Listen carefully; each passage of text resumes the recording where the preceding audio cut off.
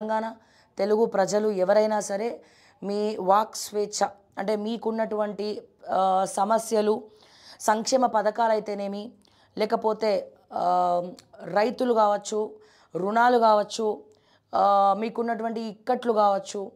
లేకపోతే land issues కావచ్చు లేకపోతే మిమ్మల్ని ఎవరైనా లంచం ఇవ్వమని చెప్పి వేధించడం కావచ్చు రకరకాల కారణాలు అయి ఉండొచ్చు లేకపోతే ప్రభుత్వాల పట్ల పాలకుల పట్ల ప్రతిపక్షాల పట్ల మీ అభిప్రాయాలు ఎక్కడ తెలియజేయాలో అర్థం కానటువంటి పరిస్థితి అయి ఉండొచ్చు సో మీ ఏదైతే మీరు మాట్లాడాలనుకున్నారో అది మేము వినడానికి సిద్ధంగా ఉన్నాం కేవలం వినడం మాత్రమే కాదు దానికి సొల్యూషన్ కూడా మా శాయశక్తుల మేము ప్రయత్నిస్తాము సో ఆ ప్రయత్నానికి అడుగులు వేస్తూ ఎక్స్క్లూజివ్గా ఓకే టీవీలో ప్రజావాణి అనే కార్యక్రమాన్ని మరి మీ గొంతుకగా ఈ కార్యక్రమం మొదలుపెట్టినాం సో మొట్టమొదటి సక్సెస్ ఎక్కడైతే మన వరంగల్ నుంచి ఎంఆర్ఓ రెవెన్యూ ఆఫీస్ నుంచి ఇబ్బంది వచ్చింది అని చెప్పారు సో ఆ ఇష్యూ కూడా నిన్న క్లియర్ చేయడం జరిగింది అంతేకాకుండా ఇంకొక అబ్బాయి సేమ్ అదే వరంగల్ ప్రాంతం నుంచి కరెంట్ ఏదైతే మేము ఉచిత కరెంటు మా చుట్టుపక్కల వాళ్ళు కొంతమంది బీద కుటుంబాలు ఉన్నాయి వాళ్ళు ఉచిత కరెంటుకి అర్జీ పెట్టుకున్నారు 200 యూనిట్ల కరెంటు ప్రభుత్వం ఉచితంగా ఇస్తానని చెప్పింది అయితే వీళ్ళు అప్లై చేసుకున్నారు చాలామందికి వచ్చిందని చెప్తా ఉన్నారు కానీ మాకు రాలేదు మమ్మల్ని పట్టించుకోవట్లేదు అని చెప్పి ఆ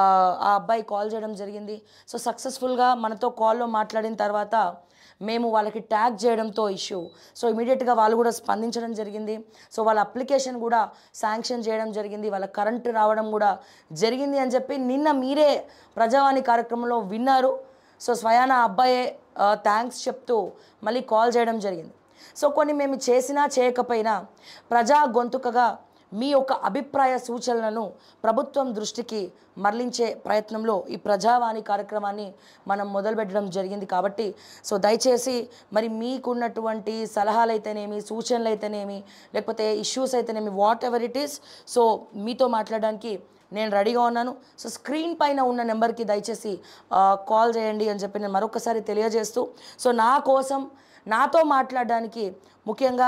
కొన్ని సమస్యలపైన చర్చించడానికి చాలామంది కాల్స్ చేస్తున్నారండి మా ఆఫీస్ నెంబర్కి మీకు రెడ్ మార్క్ కూడా కనబడుతుంది కదా సో మొత్తం మిస్డ్ కాల్స్ ఉన్నాయి సో నేను ఈ కాల్స్కి నేను మళ్ళీ కాల్ బ్యాక్ చేసి నేను మాట్లాడతాను అంటే వీళ్ళందరూ కూడా నాతో మాట్లాడాలనుకున్న వాళ్ళు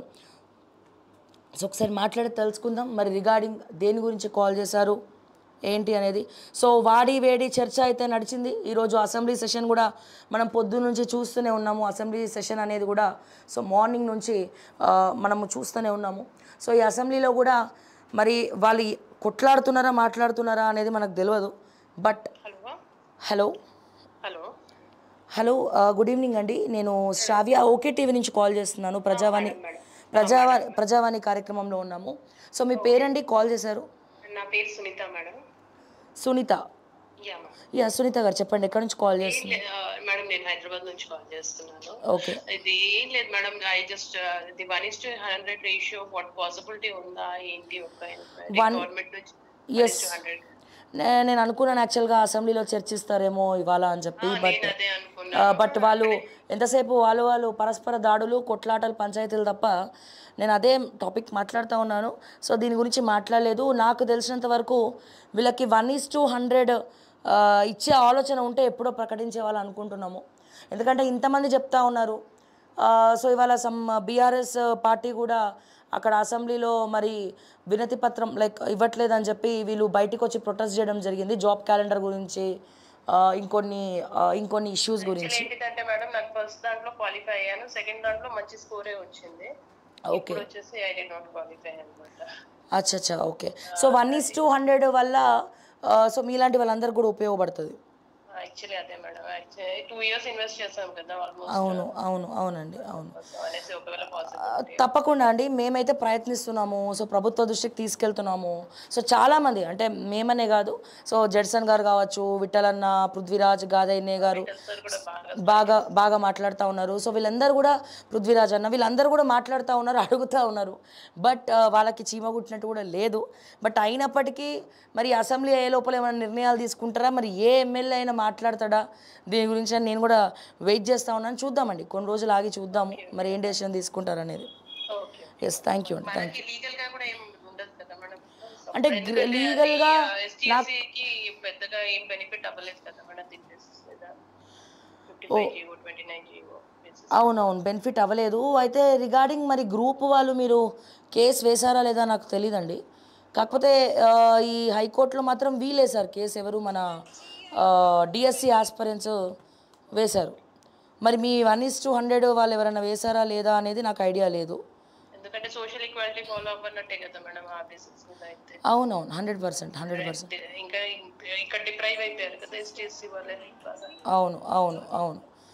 సో చూద్దామండి, వెయిట్ చేసి చూద్దాము. ఇంకొక 10 days ఉంది కదా, సో మరి ఏం అనౌన్స్ చేస్తారు ఏందనేది చూద్దాం. చూడండి మేడం, ఒకవేళ ఏమైనా ఉంటే మీ సైడ్ నుంచి కూడా. తప్పకుండా అండి. Thank you so much.